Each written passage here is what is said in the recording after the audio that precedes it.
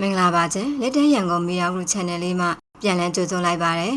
ဒီကနေ့မှာတော့ပရိသတ်များအတွက်ကျမတင်ဆက်ပေးသွားမှာကတော့စုပြည့်စုံနှုံစာပေကမူပိုင်ဖြစ်ပြီးပကြီးဝနာအောင်ဖန်တီးပေးထားသောဖျားကျင်လက်ထက်ကနမည်ကျော်ကြားခဲ့သည့်ပရကြီးသက်သက်တုတ်တင်ပါဝင်သောအင်ကူလီမာလာမတေဘဝဇာကြောင့်နှင့်ပုံပြင်ကဘာပုံပြင်များဆောင်လေးတဲ့ကမှာဒီကနေ့မှာတော့နှလုံးညီလက်ယုံညီဆိုတဲ့ပုံပြင်လေးကိုဖတ်ပြပေးသွားမှာပဲဖြစ်ပါတယ်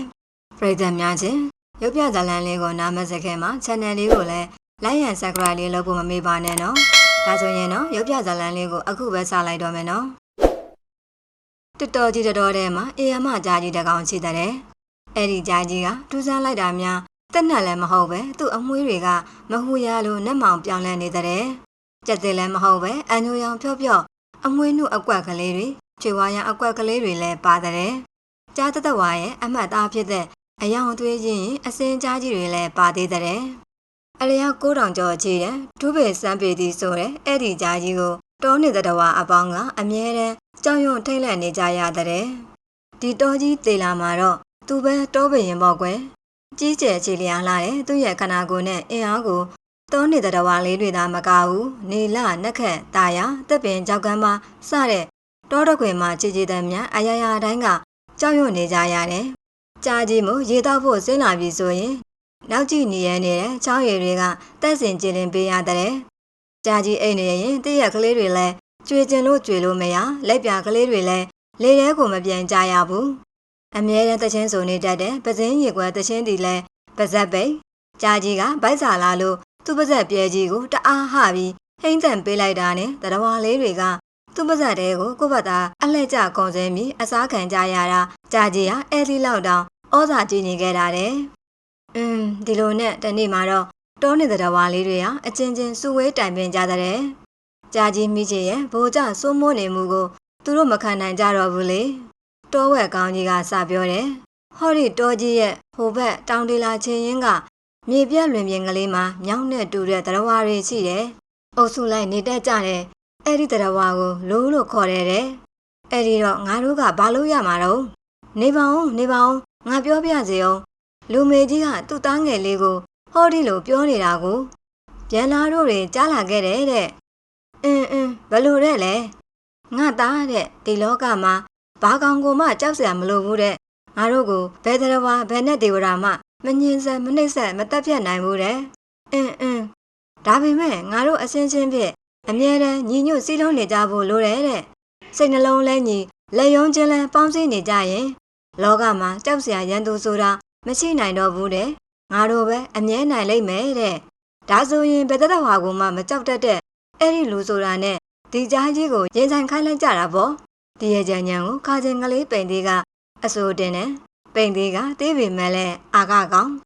ခါချင်းကောင်မန်းကြီးလို့တောင်ကြီးကိုတဲ့ဖြိုမဲ့ကြံကားကမတန်တန်မတန်ဘာညံမမကူဘူးတေးပန်းကဆိုစေအောင်ကွက်ပြိုမဲ့စိတ်ကူးလို့အချင်းချင်းစားဖွက်ခံရတဲ့ညံကြီးချင်းခါချင်းကလေးပေါ့ပြီးတော့သူကဆက်ပြောလိုက်သေးတယ်လူနဲ့ကြားကြီးကိုရင်ဆိုင်စေမယ်ဆိုရင်လဲသူတဝါတွေကအငယ်ဆုံးကလေးလေးနဲ့ပဲရင်ဆိုင်စေရမယ်ဟေဒါမှဒီကြားကြီးတခါတည်းမှန်ကြပြီးအမိကုတ်သွားမှာအပြက်ချင်းမဲ့ပွဲမှုတိုက်ပွဲအစီအစဉ်ကိုအသေးစိတ်စီမံဆွေးနွေးကြတာအကြကြီးပဲတဲ့တိုက်ပွဲကိုဦးဆောင်မယ်လူကလေးနဲ့ဆွေးနွေးဖို့ကိုတော့လူသားတွေနဲ့ရင်းနှီးရဲ့ခွေးကုတ်ကြရဲ့ကျွဲကြီးပလရဲ့နွားကြီးဖိုးစာဦးရဲ့ကတာဝန်ယူကြရတဲ့ရက်တွေတော်တော်ကြာပြီသူတို့တိုက်ပွဲအစီအစဉ်တွေကိုပိုင်နိုင်ချစ်ပြီဆိုတော့မှလူကလေးချွေသွေးကဥဆောင်ပြီးတောနေတဲ့တဝါတွေအားလုံးဟာကြားစိုးကြီးကိုရင်ဆိုင်ကြဖို့အချိန်ကိုရောက်ခဲ့ပြီပေါ့တော3000တို့ရဲ့အချိန်တကယ်လို့သူ့ကိုယ်သူအထင်ရောက်နေတဲ့ကြားကြီးမိချေဟာထုံးစံအတိုင်းရေတောက်ဆင်းလို့ချောင်းကလေးစီကိုဆင်းလာလေရဲ့ဒါပေမဲ့အရင်တုန်းကအစင်အမြဲတက်စင်ကျင်လင်းပေးနေကြချောင်းကလေးကဒီကနေ့တော့ဖြင့်ကြားကြီးကိုအာခံပြီးနေရဲ့နောက်ကြီးရဲ့ရေတွေနဲ့ပဲစီစဉ်မြန်စီစဉ်နေတဲ့ကြာကြီးတအံ့တော်ဖြစ်ရပြီပေါ့ပြီးတော့ဒေါသတွေအလုံးရင်းနဲ့ထကြော်ကတော်လုံးညံသွားအောင်ဟိတ်လိုက်ပြီးသူ့လက်ကြီးတွေနဲ့လဲချောင်းကလေးကိုတပုံပုံတပြင်းပြင်းရိုက်လို့ပေါ့ရာဇမန်တွေပောက်ကွဲပြီလေအဲ့ဒီအချိန်မှာပဲလူကလေးရွှေသွေးနဲ့သူ့တုံးနေတဲ့တော်အပေါင်းကညင်ညင်ညာညာတန်ကြက်ထိုးကြတော့တာပဲတဲ့သူတို့အတန်တွေကညင်ညာလုံးလို့ကြာကြီးရဲ့ဟိမ့်တန်ကိုတောင်ဖုံးလန်းသွားပြီးတော်လုံးပဲ့တင်တန်ကြီးတွေဟိမ့်ထားလို့သူတို့တွေဆိုနေကြတာဒီတန်ကြက်ပါ ရေဘာလို့နော်ငရက်ကူလို့နော်ငရက်ဘာလို့ကူကမ်းပါပြိုလို့ကူကမ်းပါဘာလို့ပြိုဝက်ထိုးလို့ပြိုဝက်ဘာလို့ထိုးကွေးသီးကြွေလို့ထိုးကွေးသီးဘာလို့ကြွေမြောက်ခါလို့ကြွေမြောက်ဘာလို့ရွှေခါကျင်ခိုက်လို့ရွှေခါကျင်ဘာလို့ကိုင်နေပူလို့ကိုင်နေဘာလို့ဘူးဖာလန်းလို့ဘူးဖာဘာလို့လန်းရွှေသွေးပေါက်လို့လန်းရွှေသွေးသေးဘာလို့ပေါက်ချင်လို့ပေါက်တယ်လေဝေဟေသူတို့တချင်းတန်ကြတန်တွေအောင်တောတွေတောင်တွေတောင်တုံလို့တယ်အတန်လှိုင်းကြီးတွေမြူးနေပုံဟာငလင်တော်လဲလိုက်သလိုပဲတဲ့အဲ့ဒီလိုနဲ့ကြားစိုးကြီးလဲတောမောင်းတန်ကြတေးနဲ့တရဝါတွေရဲ့ညီညွတ်မှုအားကိုမခံနိုင်တော့ပဲတောပြောင်းပြေးရတော့တဲ့ကွယ်ကာတာခရိုင်ဗန်းမောက်ပယ်လန်ဘူးကောလင်းဘက်မှာနေထိုင်ကြတဲ့ကဒူးကနန်းသွေးချင်းများရဲ့ကျေးလက်တန်ကြတပုတ်အကြောင်းဖြစ်ပါတယ်ကဒူးတိုင်းရင်းသားတွေရဲ့အပြောဘာသာစကားအရာဝဲမှုကွန်ပိုးလာတဲ့ကဒူးကနန်းတိုင်းရင်းသားတွေဟာချေးကမြို့တော်ကြီးတကောင်ဝါထိုင်ကုံလို့ခေါ်တဲ့တပ်နိုင်ငံတော်ကြီးမှာနေထိုင်ခဲ့ကြတဲ့ချင်းမြမကြီးတွေတက်လူမျိုးစုရဲ့အမျိုးအနွယ်တွေပါပဲတက်လူမျိုးကတော့ပျောက်ကွယ်သွားခဲ့ပါပြီပြည်သက်များချင်းအခုဖတ်ပြပေးသွားတာကတော့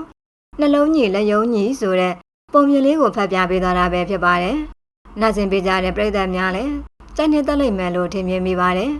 နောက်ရက်တွေမှာလည်းပုံမြင်ကောင်းလေးတွေကိုတင်ဆက်ပေးသွားအောင်ပါဆိုတော့လက်တန်းရန်ကုန်မီယာရု channel လေးကို like and subscribe လေးလုပ်ပြီးစောင့်မျှော်ရည်နားကျင်ပေးကြပါအောင်လို့ပြောရင်ပရိသတ်တို့ကိုနှုတ်ဆက်လိုက်ပါရစေခြင်း